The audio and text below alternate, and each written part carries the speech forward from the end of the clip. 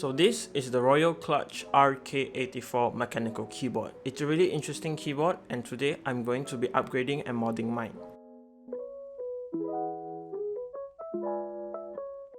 So the first thing I'm going to swap out is the switches. I'll be replacing the stock Royal Kludge red switches with Gateron Milky yellows. Now the ones I got here are already pre-looped with Krytox 205 grade 0 and spring loop with 105. If you're interested, links will be down in the description below. They go for around 70 cents each unlooped.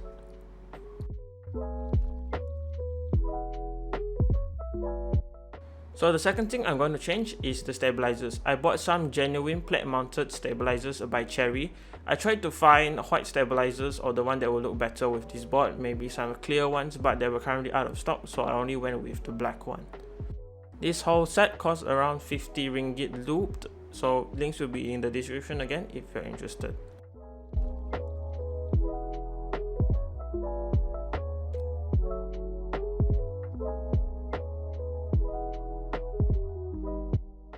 The next thing I'll be adding into the keyboard is a foam cutout. So this foam cutout is going to fit between the PCB and the plate, and it's going to reduce the sound made by the keyboard.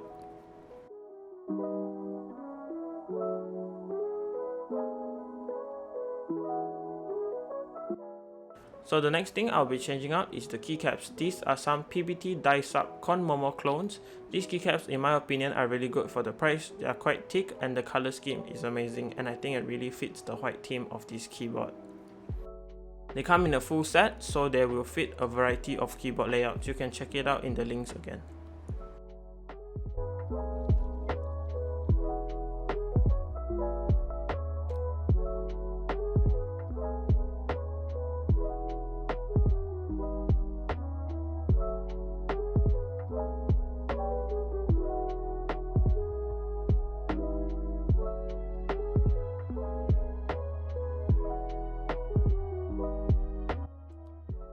Another small thing I'll be adding into this keyboard is just some packing foam. Now the packing foam, I got it from stuff that I bought online, so I'll just be cutting it up and putting it in the keyboard to dampen the sound. So with everything ready, we can now start modding the keyboard. One of the first things I'll start to do is just to remove the keycaps. So to remove the keycaps, you're going to need a keycap puller or a keycap remover. Here is one I got from buying the keyboard last time, so I'm just going to remove the keycaps right now.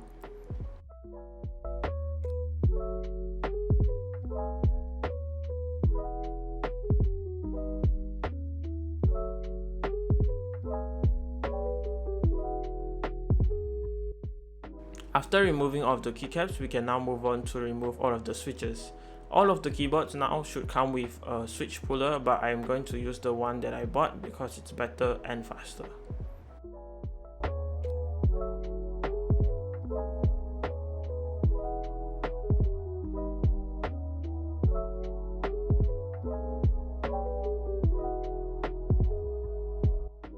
After removing all of the switches, we can now move on to remove all of the stabilizers. I'll be using these kind of tweezers to remove the stabilizers. It's quite easy, you just have to find the little knob and pull it out of place.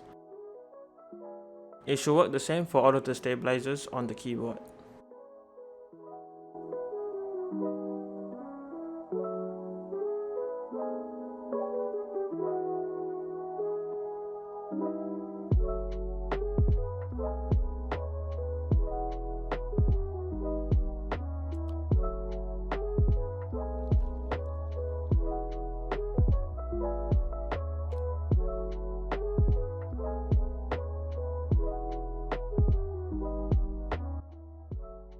We can now move on to unscrew the plate from the case. Now as you can see, there are a few screws right here, so I'm just going to unscrew them with my screwdriver.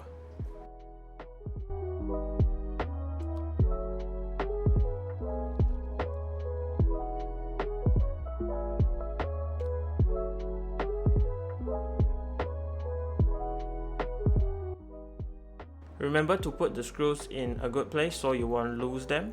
After unscrewing all of the screws, you can slowly open up the plate from the case. Make sure not to pull too hard because there are actually cables connecting from the case to the PCB. So once we have the keyboard open, you can actually see a few wires running through the keyboard, one to the battery and one to the motherboard, so you must be careful so you do not break these cables. All you have to do is just remove the cables by slowly unplugging it.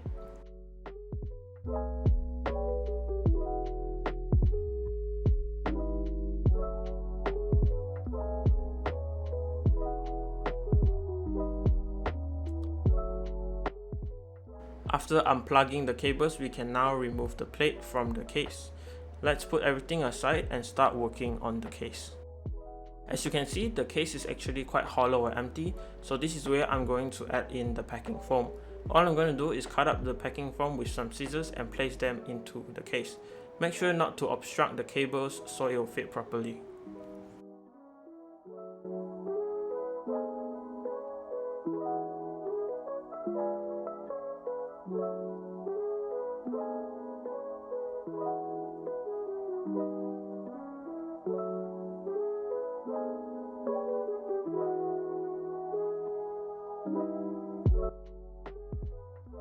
Now we can put that aside and work on the plate. To remove the plate from the PCB, you just have to find the 5 screws holding it in place and remove it with a screwdriver. Again, remember to put the screws away properly, you don't want to lose any of them.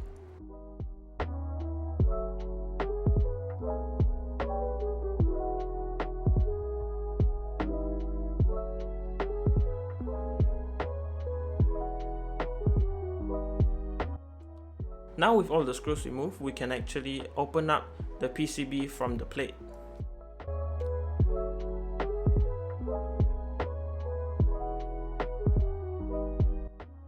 Now with the plate open, we can now put in the stabilizers. It's actually very easy, you just have to make sure that the clips go in right and you snap it into place. So I'm going to do the same thing for all of the stabilizers. So I will admit the black one does not look that nice, but maybe I'll change it in the future to a white or clear one.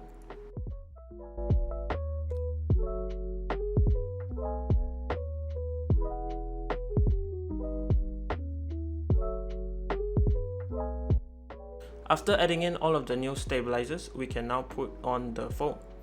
Again, this is some pre-cut foam I bought online. It's pre-cut to fit this keyboard perfectly. So all you have to make sure is you put it properly so all the screws can go in, and then you put on the PCB and screw everything back together.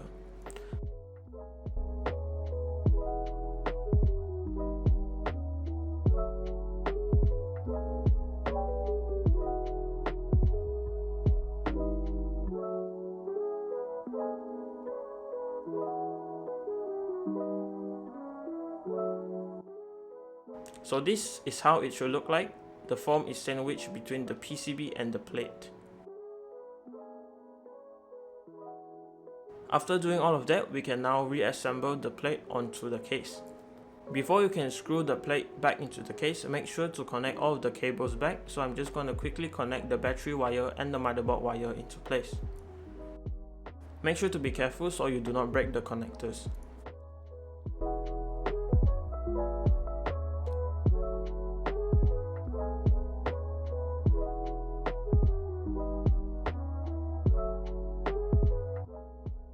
After putting everything back together, we can now put the plate down and screw everything back together.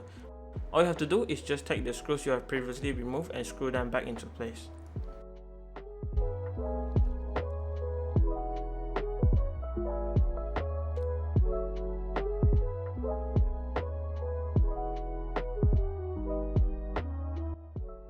After screwing back the plate onto the case, we can now start by putting on the switches. All you have to make sure is the pins on the switch are straight and the orientation is correct so it will fit into the hot swap socket properly. It should be as easy as just popping it in just like this. Don't worry if you accidentally bend your pins, you can actually bend them back and put them into place and they should work fine.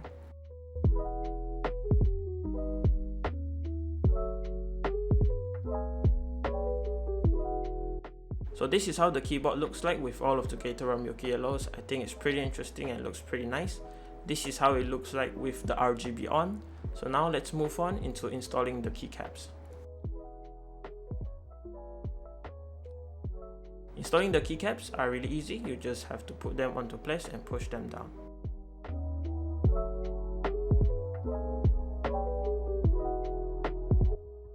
I really like how thick these PBT keycaps actually are, and I think that they will sound very nice in the end. With everything now assembled, we can now move on to the sound test.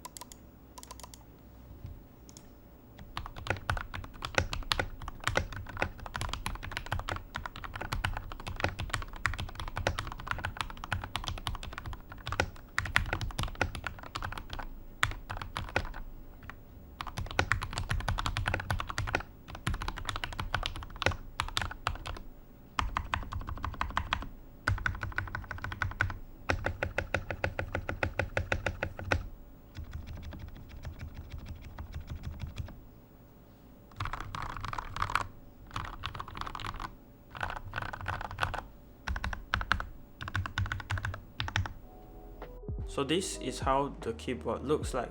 I think that it all looks very nice, especially the keycaps and this white keyboard. From the sound test, I can actually hear that this keyboard sounds really much better, especially with the new switches and new stabilizers. I'm really satisfied with this build.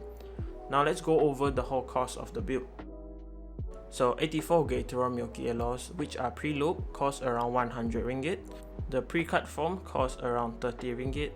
And the Kon Momo PBT die-sub keycaps are going around 150 ringgit on Shopee right now. And the modded cherry stabilizers cost around 50 ringgit. All of the mods and upgrades I've added onto the keyboard cost around 330 ringgit. Now you can go all out and buy like the matching cable and a matching desk mat, but that is not what I did here. Overall, I made the keyboard sound really nice and I'm really satisfied with the build. So that is it for this video guys. You can leave a like if you like this video, dislike this video if you didn't like it, subscribe to my channel if you haven't. I have more stuff like this coming very soon, and as always, thanks for watching. Goodbye guys.